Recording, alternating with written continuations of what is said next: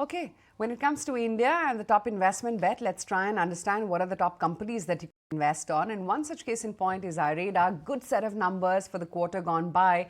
So let me welcome on board Pradip Kumar Das, the CMD at IREDA, joining in on the show right now. Mr. Das, hi, morning. Good set of numbers, and your loan growth has been good. But since last 2 years, it's been around the same level of about 28%. Do you see this trend continuing, or do you think there could be better, numbers going forward, and you can build on to this 28% growth? Yeah, very good morning to you and all the viewers, and thank you for inviting on the talk. First of all, if you see, since last 20 quarters, we are growing, and our growth is quite steady. And growth both two conditions. One, that external market, that the demand for our installation in the country that is there. And if you see, last year almost 29 gigawatt capacity addition has happened against 23 gigawatt or even 15 to 20 gigawatt in the range. So in a sense, demand side is there, and we have the overall objective of getting into 500 gigawatt of non-fossil, out of which 485 will be RE. And we being the largest pure play green finance RE company, so we have tremendous opportunity to do that.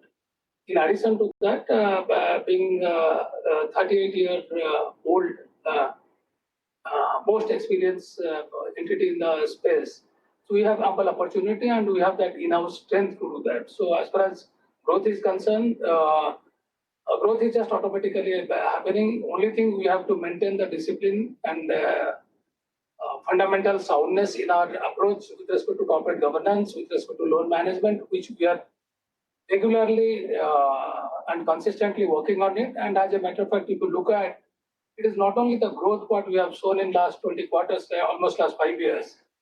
Our corporate governance standards we have gradually improved. And if you see today, we're the first public sector entity who has reported the result full audited, as well as we're the first non-banking and banking company in the country who has reported the full audited result.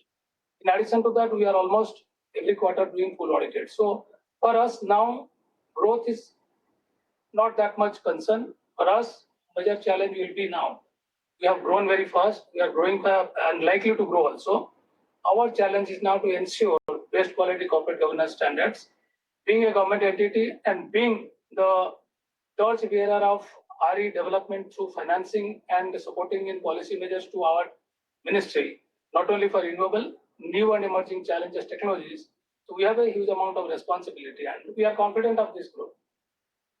Talk about that in greater detail as well, Mr. Das. But given that you've already posted an impressive growth when it comes to your NII of 47%, 36% on your profits, tell me what's the full year guidance like? See, for 20 quarters, we are consistently growing, and if you do a statistical analysis, and any analyst can forecast it. And I always tell that I never focus on future numbers, nor my team. And I always tell them that since we are having the richest expertise, if we stick to our basic fundamentals, this growth and these numbers are going to happen automatically. Since renewable energy development in the country, it is not only for economic, it is for economic as well as environmental concern. So therefore, the growth of the sector is almost certain. When the demand side is certain, only we have to augment the supply. And as a lender, we have to augment through our equities and all. We had in the past had equity infusion from Government of India, as well as IPO we had done, and we had planned for the QIP. And due to the various conditions, market as well as obviously for the market conditions, we had deferred that, and we'll be reworking on it. And in the meanwhile, to augment that, we had went to the market and we had raised PDI to augment our CRAR requirement so that you can maintain a healthy CRAR. So despite not having QIP, we have ensured our CRAR at 17 plus. So that speaks our internal preparedness, and in the time to come, we'll ensure that kind of growth as well as this kind of qualitative governance and in-house preparedness for augmenting the CRAR requirement. Good morning, Mr. Das. This is Shrishti also joining in. But one such account for you, Mr. Das, that didn't do well was Gensol Engineering. If you can help us understand how much exposure was there of yours with respect to this particular account? Yeah, so we have, as on 31st March, around 650 crore fund based, and unrun non-fund based around 170 crore. See, whatever is with respect to Gensol's issues, already SEBI has initiated one investigation, and they have submitted yesterday some report that is available in the website of SEBI. And we are also, as a lender, we have also initiated our process of examination. As per the RBI norms, whatever investigation is required, we'll be doing. And one thing I can assure, that we'll be taking the most appropriate action. See, and largely since our exposure is towards fund-based with respect to the e-mobility space, and majority of the finance what we have given in this space, where the vehicles are registered, security are with us, and we have utilization certificate with respect to those vehicles what they have given the RC to us.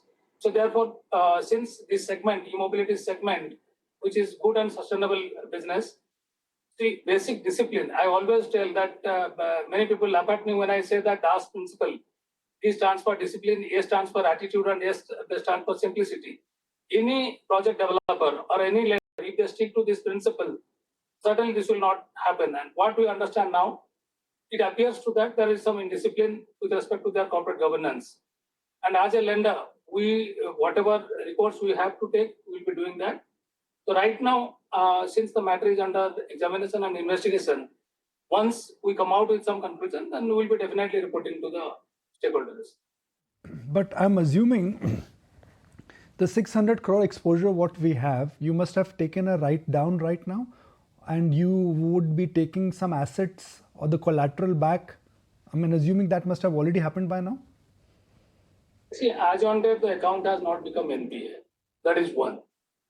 Definitely, the account is in SMA, that is SMA 01, that is under stress. So, required amount of provisioning, what is required, we have done.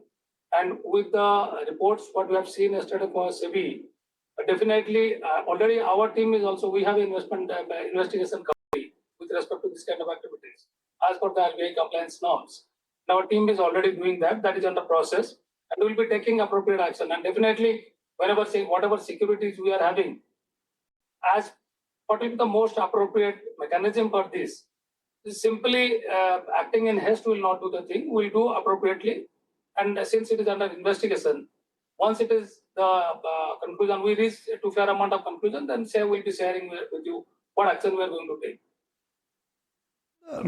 Challenges for the entire renewable space is tariff protection, which is that if you're, let's say, financing to a solar company or a solar manufacturer, they are right now growing. Why? Because they're getting support from the government in forms of tariff protection.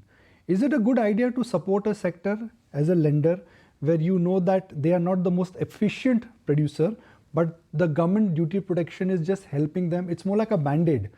And if that band-aid is removed, the business will not look good.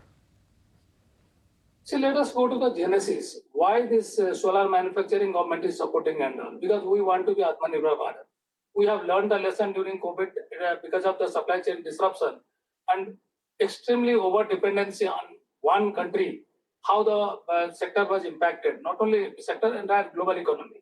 So therefore, it is a conscious decision by Government of India to look into Atmanirbhar Bharat in this case. So government has brought in series of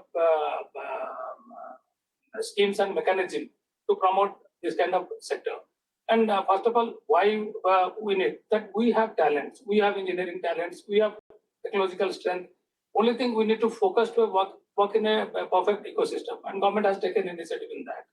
And we being the sole extended arm for supporting to government, as well as ensuring that this economic and business viability is there until the sector gets to comes out of the nascent stage. Government need to keep on doing the handholding. And many of the sectors, many of the segment in the sector, particularly in RE, in the past, we have already done that and we have been successful. And if you look at that, in last 38 years, when we have financed almost more than 1.5 lakh crores, and if you see our cumulative loan book today is around 76,000 crore. And if you look at the cumulative write-up, it's just 215 crore. So becoming NPA certain sector or becoming stress, that is just part of the game. So we need to adhere to the good governance principle and also a perfect review mechanism in place. And we keep on also doing our own R&D, ways and means, how to handhold and how to be strict as and when required. See, look at this e-mobility sector. When this company came, e-mobility, it was a game changer. And I was told that they become a case study in IIM. So see, and post that, if the discipline is not there in corporate governance, not only Gensal, many entities going to get into that. So what we have done in last 5 years, if you see, from a AA, you have become AAA rated, stable rated. So highest rating what can be given in India. And also, we have gone for global rating and we have got sovereign rating at par. Sovereign rating, that is also in the first attempt we have received. That has enabled us our borrowing cost reduction. And through our regular interaction with our borrowers, every quarter we do meeting with them. Post our result, we have also scheduled a meeting on 26th with our stakeholders, particularly the borrowers. And we try to understand what is their challenge and concern. So what mechanism what today we are having, early warning signals, if we can connect, we can take corrective actions. And we look at, we have not gone for further lending to this particular company. Okay. You know, by the way, I loved your acronym, the DAS principle. Just say it again, sir. D stands for? D stands for discipline. Discipline by the developers. A stands for attitude. That lender had to have a very positive, proactive, and disciplined attitude. And S stands for simplicity. Simplicity is with respect to the regulations, policies, be it rating agency, be it regulator, be it government. That simplicity should be there, because in case of new and emerging challenging sector, that ecosystem has to be that we all have to work together with full transparency. And any kind of weakness in the sector or any space, we need to catch it from the beginning and work on it. And alone we cannot do. We have to work in a cohesive manner, both regulator, policymaker, and lender and developer. That people mistake me when I say DAS principle, they consider it as Pradip DAS principle. It is not like that.